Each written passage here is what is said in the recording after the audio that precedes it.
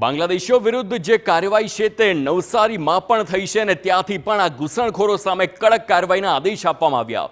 પોલીસે જુદા જુદા વિસ્તારોમાં સર્ચ ઓપરેશન હાથ ધર્યું છે। બાંગ્લાદેશીઓના ડોક્યુમેન્ટની તપાસ પણ કરવામાં આવી રહી છે। બિલીમોરા, ચીખલી આ સાથે જ આલીપોર ગામમાં બાંગ્લાદેશીઓના વસવાટની શક્યતા હોય અને પોલીસે ઘરે ઘરે જઈ આધાર કાર્ડ અને દસ્તાવેજોની તપાસ કરી છે અને ત્યાંથી પણ ઝડપાય તેવી શક્યતા છે। મોટા પ્રમાણમાં બાંગ્લાદેશી ઘૂસણખોરો પકડવાની અહીંથી પણ શક્યતા સેવાઈ રહી છે।